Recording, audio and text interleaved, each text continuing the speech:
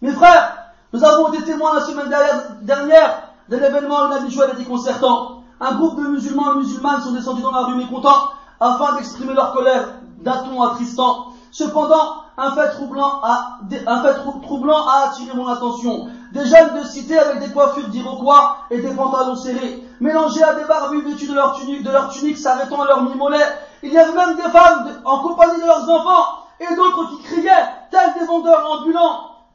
Tout cela prétend de défendre le noble messager, sallallahu alayhi wa sallam. Combien de fois vous a-t-on répété que ces procédés par notre loi n'étaient pas tolérés?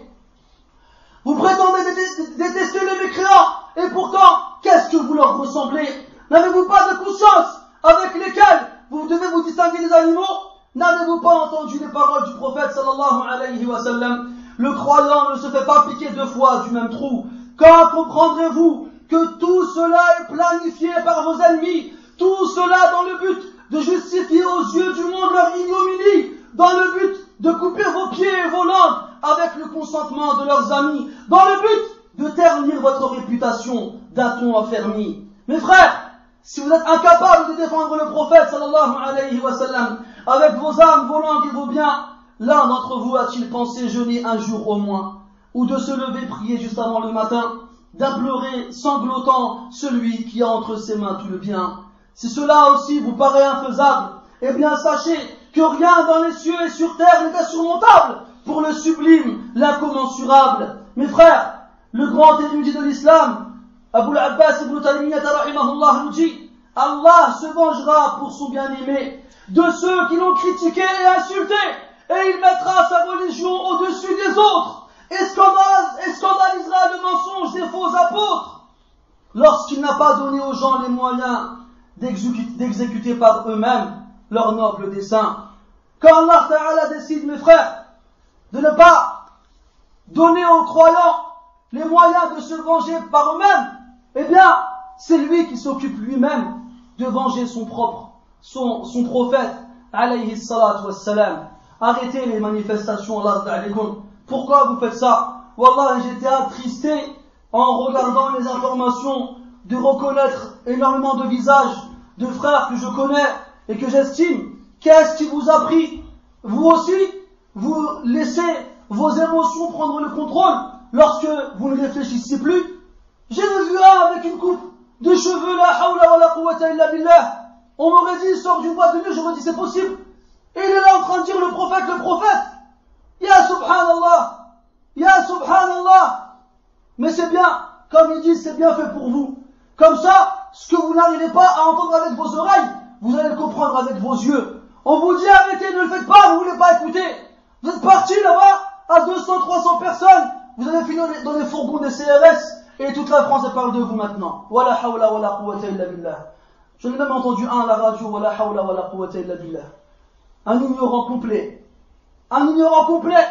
d'une vingtaine d'années, un jeune, peut-être encore avec des dents de lait, qui commence à dire tout et n'importe quoi. Il est là en train de menacer. Vous allez voir. Tu vas voir quoi? C'est toi, tu vas voir quoi? Tu vas voir le fond de la cellule et tu vas être confronté au froid du métal dans le fourgon du CRS, ou bien des menottes qui te serrent les poignets. Ils vont voir quoi, billah alayk? Ils vont voir quoi? Ce qu'ils vont voir, et ce que tu vas voir toi, ainsi que tes frères et tes enfants, c'est ces nouvelles lois qui vont encore pondre contre toi et moi. N'avez-vous pas compris que tout ceci est voulu? C'est comme un chasseur qui pose un appât et qui attend patiemment que le gibier vienne le manger pour pouvoir l'attraper. Où est votre façon de réfléchir? Où est votre raison, mes frères? Est-ce que les musulmans avant faisaient cela? Est-ce qu'Ibn Mas'ud radiyallahu anhu, qui était présent lorsque le prophète alayhi salatu wassalam s'est vu renverser un placenta de chamelle sur le dos alors qu'il était en prosternation? Est-ce qu'il a dit à tout le monde, venez, on va manifester? Il n'a rien dit du tout. Pourquoi? Parce qu'il était faible et démuni. Il n'avait rien entre ses mains. Qu'est-ce que t'as toi aujourd'hui? T'as quoi? Tu n'as rien. Tu n'as rien. Tu as du mal à venir faire la prière de soupe à la mosquée. Tu as du mal à sortir avec un tramé et laisser poser ta barbe. Tu as du mal à lire le Coran. Et tu veux défendre le prophète avec rien dans les mains. Tu es sérieux? Tu es sérieux? Là, mes frères, ce n'est pas comme ça que ça marche. Ce n'est pas comme ça que ça marche. Si Ibn Mas'ud à ce moment-là, qui est meilleur que toi et moi et nous tous même, il est resté silencieux alors qu'il assistait à cette scène déplorable, c'est parce qu'il y a des raisons. Et jamais le prophète alayhi salatu wassalam ne lui a reproché son inactivité. Celui qui est incapable. Les frères là-bas là, appelez-le eux. Appelez. Ouais, les deux devant là. On parle pas pendant la khutbah. On rigole pas pendant la khutbah. Vous voyez, on parle du prophète, du prophète qui se fait insulter, et ça discute, et ça rigole, et ça plaisante. Pourquoi vous venez à la mosquée, subhanallah, pour rigoler? Wallah, ils zappent, regardez dans les chaînes des Arabes et des musulmans. Qu'est-ce que vous trouverez? Des scènes de théâtre, des concerts, des gens qui s'amusent, des gens qui dansent, des gens qui chantent, des gens qui rigolent, des gens qui font des jeux télévisés, des gens qui font des défilés de mode. Après, on nous dit quoi? On fait des manifestations dans la rue pour sauver le prophète et le défendre. Là, ya ikhwani, là, ya ikhwani, là. Non. C'est pas comme ça que ça marche. Tous ces musulmans fatigués là, tous ces musulmans égarés là, c'est eux qu'il faut tirer par les oreilles avant de vouloir corriger les autres.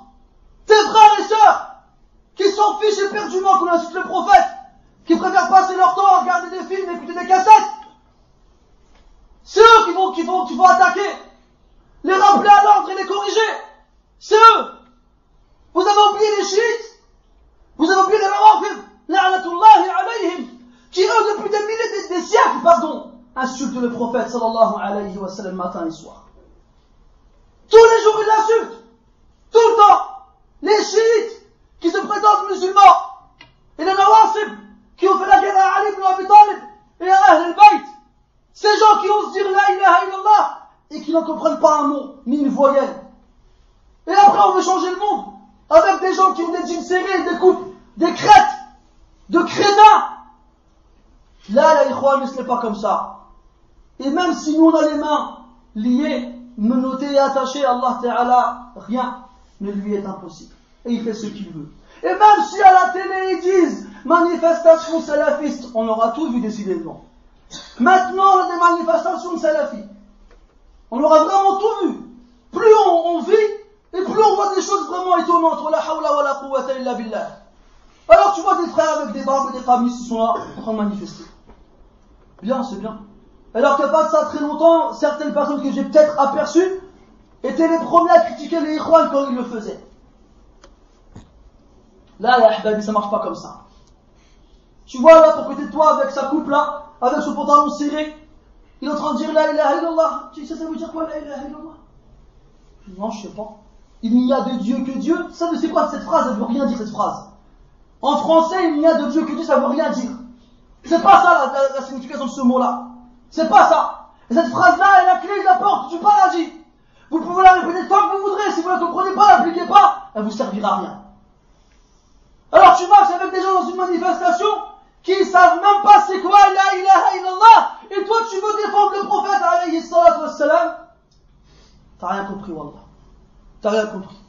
Commence au pied de l'échelle. Commence à la première marche.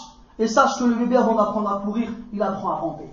Et quand tu commences à savoir nager, tu ne vas pas directement au milieu du bassin. Tu restes à côté du bord, on ne sait jamais, tu n'y arrives plus. Et nous, c'est ça notre problème. J'en ai vu encore un ce matin, un Marseillais.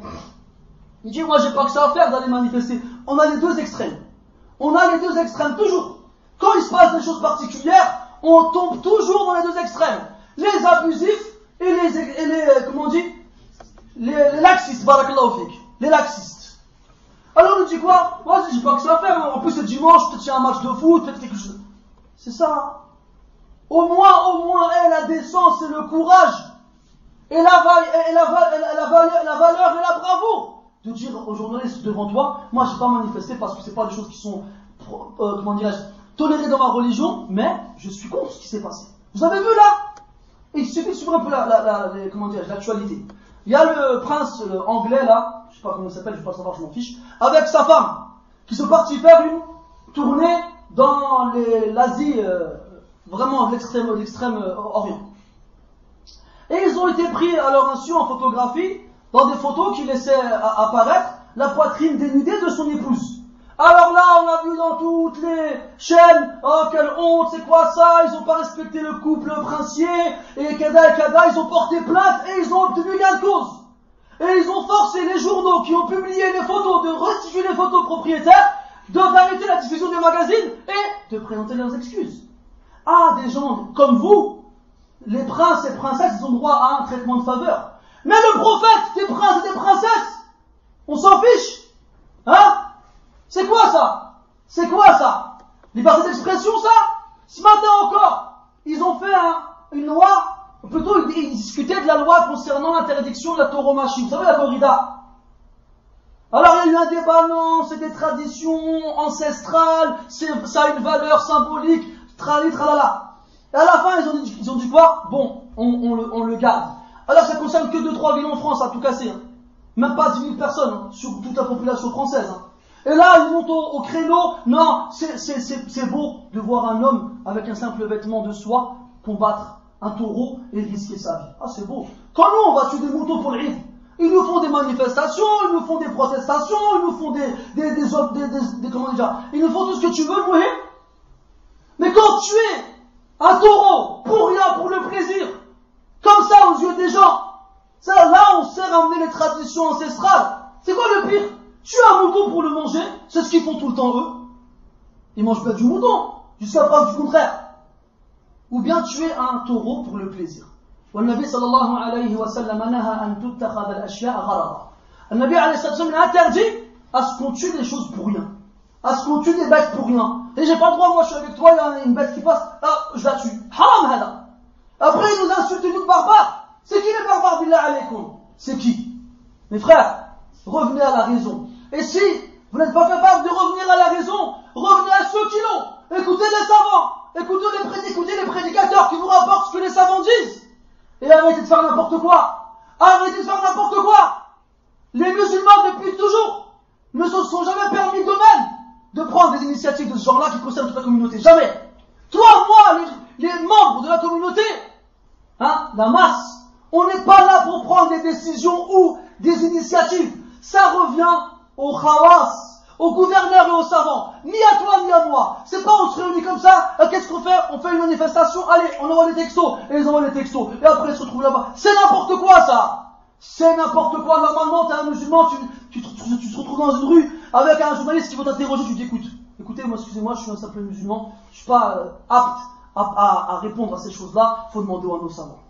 C'est ça que tu devrais répondre. Au lieu de dire, moi je pense que, toutes les phrases qui commencent par moi je pense que, tu peux être sûr qu'elles vont finir mal. Wala hawla wala quwwata illa billah. Qu'Allah Ta'ala il nous ouvre les yeux du cœur, qu'Allah il nous ouvre les yeux de l'esprit, qu'Allah il nous donne une raison qui nous permettra de bien raisonner et réfléchir, qu'Allah il éloigne de nous ceux qui tentent à nous nuire, qu'Allah Tabaraka wa Ta'ala se venge de ceux qui ont essayé en vain d'insulter son noble prophète et messager. Ya Allah, montre-nous ta vengeance en eux. Ya Allah, montre-nous ta vengeance en eux. Ya Allah, montre-nous ta vengeance en eux. Ya Allah, fais trembler la terre sous leurs pieds. Ya Allah, fais s'abattre sur eux les astres de l'espace. Ya Allah, fais tomber sur eux les tourbillons et les tempêtes et les cataclysmes. Ya Allah, Ya Allah, Ya Allah, ô toi le plus fort des forts et le plus puissant des puissants, le plus sage des sages et le plus grand des grands. Montre-nous et réjouis-nous ta vengeance pour ceux qui osent s'attaquer à ton prophète et messager. Ya Allah, nous sommes faibles. Ya Allah, nous sommes impuissants et incapables. Ya Allah, nos mains sont liées. Ya Allah, il n'y a rien dans les paumes de nos mains. Mais toi, oh toi Allah, tu es le plus puissant des puissants, rien ne te résiste. Rien ne te résiste. Tu n'as qu'à dire à la chose soit et elle est. Ya Allah, fais-nous plaisir et réjouis-nous et nos cœurs et purifie nos cœurs. Et assainis nos poitrines. Et surtout, fais-nous plaisir en nous montrant de notre vivant ta vengeance en eux. Et on les verra dire à la télé à ce moment-là, hein, il y a le Dieu des islamistes qui s'est vengé des islamistes. Bah oui. Vous pouvez dire islamiste, ça nous c'est pas grave. Vous pouvez dire islamiste, intégriste, extrémiste, salafiste, dites ce que vous voulez. Nous on est des musulmans, alhamdoulilah. Mais quand Allah se vengera, et qu'il n'y aura pas quelqu'un qui aura posé une bombe, ni quelqu'un qui aura tué quelqu'un avec une arme, ce sera quelque chose que vous ne pourrez pas vous-même expliquer. Alors là, vous vous gratterez la tête en disant, finalement, on ferait mieux de pas s'attaquer au Seigneur des musulmans.